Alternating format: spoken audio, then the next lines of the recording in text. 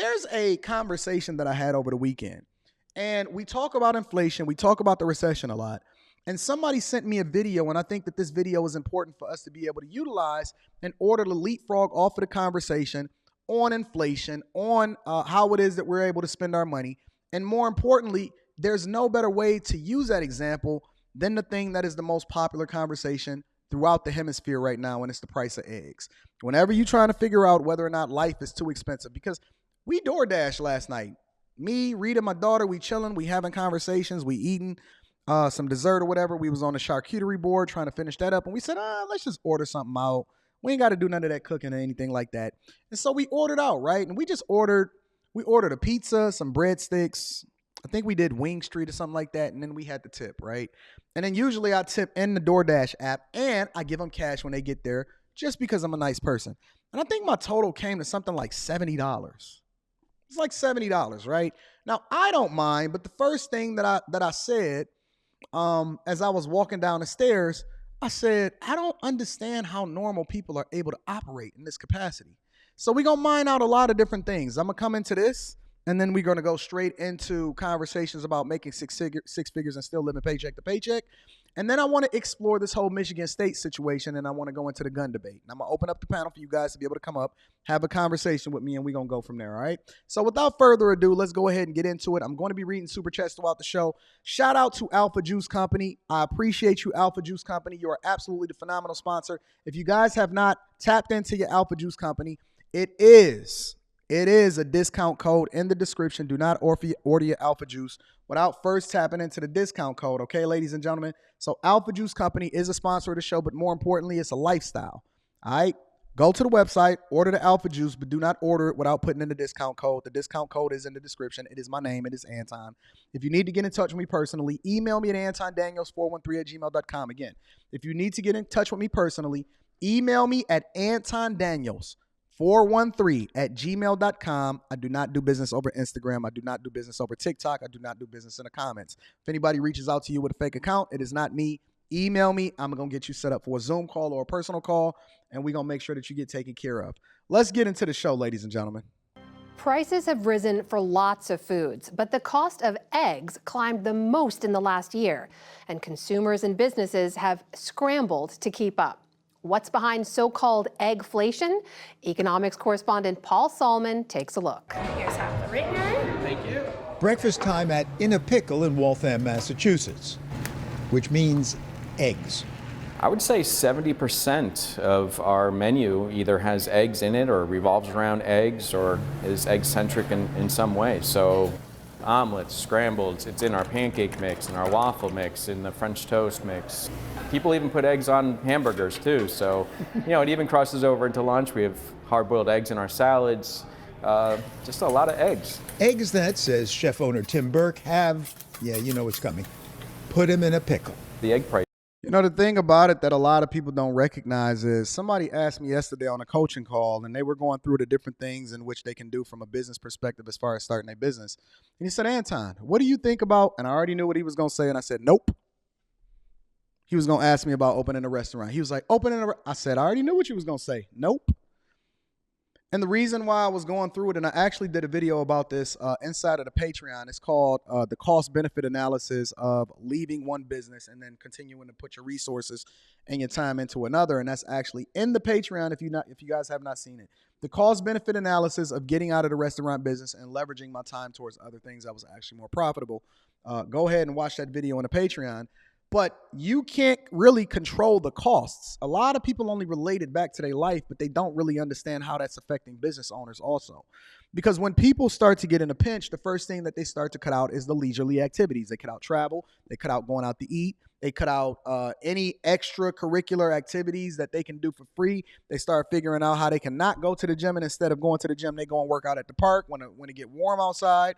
And so that's why the restaurant business is very, very difficult. It doesn't mean that you can't be profitable or successful in it, but what you are doing is creating another job for yourself, and you truly cannot control the costs, the rising inflation and the cost that's associated with it. When the price of chicken rise and they pass that cost down onto you as a business owner, often at times you're trying to figure out how not to pass that cost on to the customer, because then it's going to squeeze your regulars, and they already know the prices on your menu. But let's continue.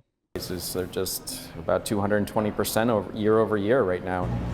And that's wholesale prices, forcing Burke to hike his menu so he doesn't end up in the hole. We only went up 5% though, and we priced our eggs out at 15 cents an egg, but they're 50 cents an egg in reality. So, do you hear what he's saying? The cost of them purchasing the eggs wholesale went up 20%, but they only passed a 5% increase over into the customer. Who do you think absorbs that cost? So as a business owner, you don't just absorb the cost, because the cost of selling food in a restaurant is not just the prices of the food that you pay for, that you buy it for one price and then you sell it to the customer. You got to pay for labor. You got to pay for rent. You got to pay electricity. You got to pay taxes. You got to pay payroll taxes. You got to pay unemployment insurance. You got to pay all of these different things, and all of that is baked into the cost of the product that you're pushing out to the customer. But you don't want to push out the customer, and the customer doesn't care about what it is that you're paying for your eggs. The only thing they care about is how it is that it's affecting their pockets. Never mind, they ain't gonna tip on top of that. But my point is that you have to be really, really careful in understanding the data, but also the inflation and how it's affecting businesses, which then gets passed on to the customers. we're kind of taking a hit in our margins, and we're just going to hope for the best that it comes down. Well, why not raise it commensurate with the actual cost to you? We wouldn't have many customers walk through the door. So eggs here have become precious. And we do have to make our employees aware that, this is a commodity that we need to really handle a bit more carefully. Don't drop the eggs. Right, I mean. Do you tell them? Yeah, of course. You tell them not to drop the eggs? Before, when we would mess up an egg or an egg would break, it was no big deal, we have another one. Now it's like, we're mourning that egg. Meanwhile, at the retail grocery store, egg prices soared 60% in 2022 alone, more than any other food item, prompting memes all over the internet. And one farm group lodges a common complaint: egg producers are price gouging. Economist Brian Ernest says consumers really notice the price hike. On average, consumers are buying roughly 280 eggs a year. Folks always know the last price that they paid for a gallon of gas, and they typically know the last price they paid for a dozen eggs. Multiple factors are driving today's prices, says poultry educator Abby Schuff, including higher feed prices. Our grain prices, grain markets have hit some record highs over the last several months. Transportation costs, labor shortages, as well as labor wages. And a lot of people really don't understand the business of it. I had a guy jump on my panel, and he was finessing. And he was talking in his Obama voice. This was on Fight Club the other night, right? He was talking in his Obama voice, and the price of eggs, and all of these egg producers are making so much more money. Well, you also got to factor in that every time that we advocate for the increase of how much you're going to pay workers, let alone trying to sway workers to work for you, which means that you have to increase prices of what you're paying your workers at all, unemployment insurance, all of that stuff, anything that the government levies on you from a tax perspective as a business, which then gets passed on to the consumer, factors into it. How much you have to pay for feed prices in order to feed those chickens that's ultimately having those eggs. Maintenance of equipment, logistics and getting things to and from, truck prices, right? When you have to ship things across the country in order to make sure that these grocery stores are filled, who do you think has to pay for that? You the consumer.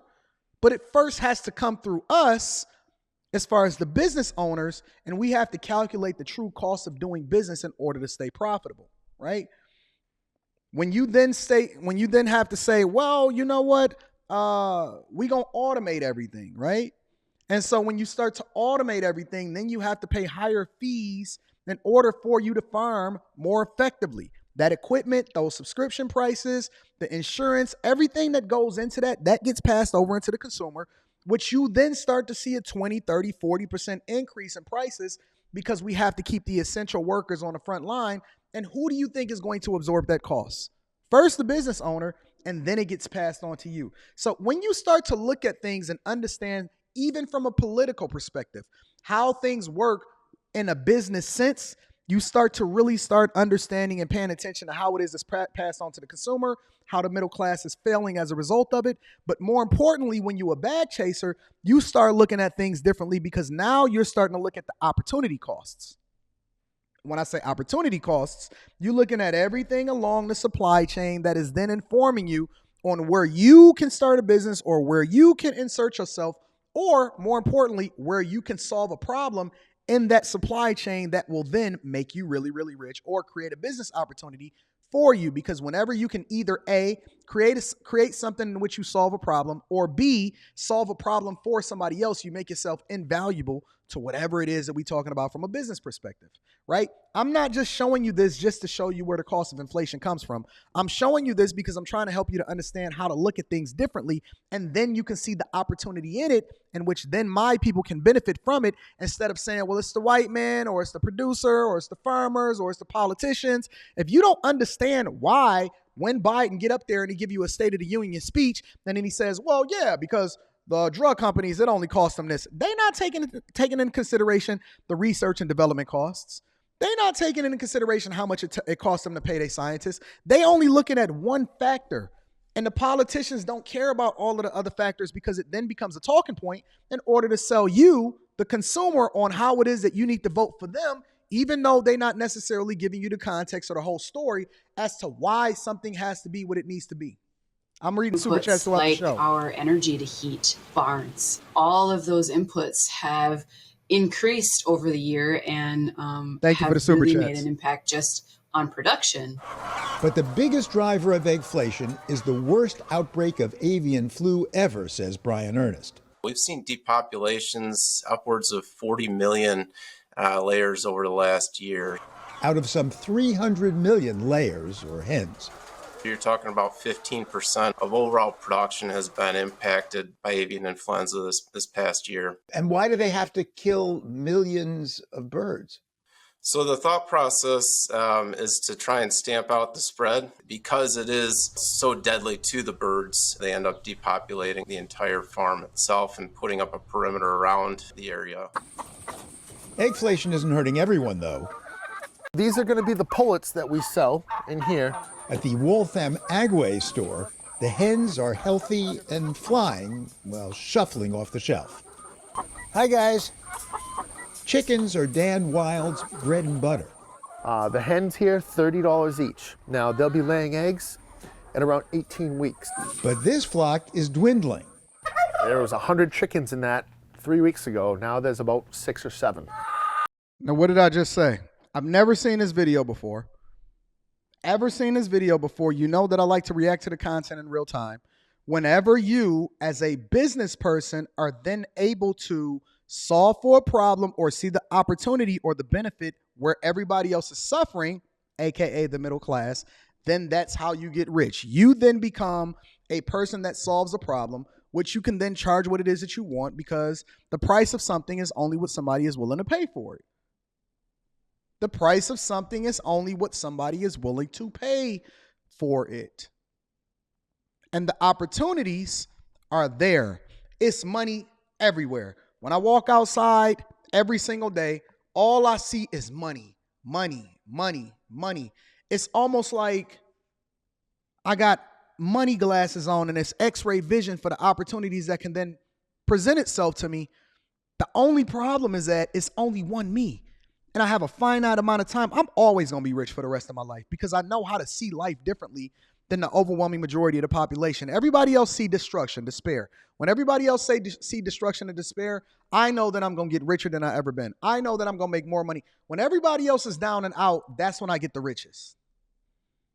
That's when I make the majority of the money. But it's all because I've reprogrammed myself not to look at myself under duress, but to see things from an abundance perspective. And I always see an opportunity to fill a void where everybody else is looking, oh man, the price of eggs. I'm looking at the supply chain. I'm saying, what is this? How much are they paying for the chickens? Why did that break out? What's the logistics problem? How are they solving for this with animation, so on and so forth? And then I just plug myself right on in there, and then I just start collecting all of the money. I leverage the finances that I get from that in order to continue to increase my net worth by buying assets, so on and so forth. And then we do what we do in the Bag Chasers. We share the information, and we all benefit as a result of it.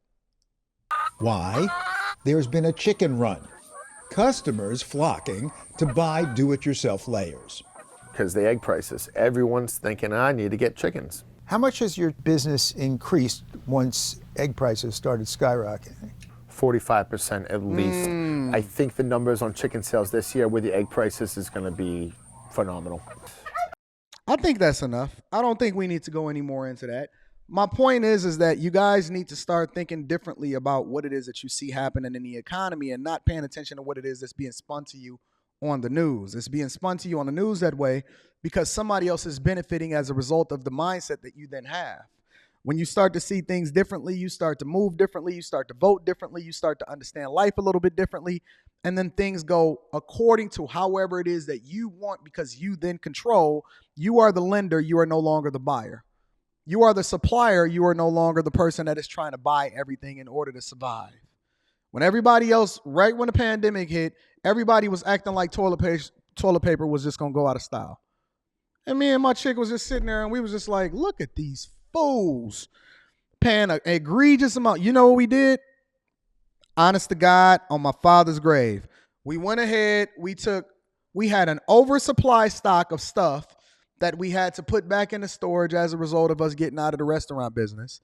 Because I had retired in 2019, remember? Pandemic hit in 2020 right after that. We went right into the storage. We had an oversupply of toilet paper, paper towel, napkins, and all of this other type of stuff. We moved that junk at probably like a 600% profit. We just moved everything. We was like, oh, okay, well, everybody else is under the rest. Let's go ahead and sell it. Let's sell everything. This is an opportunity for us to sell it. Everybody want to start their own business. Everybody is shortage on toilet paper. When everybody else was running looking like fools, we was the ones that was selling it to them. God is my witness. God is my witness. I made more money online as a result of everybody acting like fools and overbuying and doing dumb junk as a result of what it was that was happening in the pandemic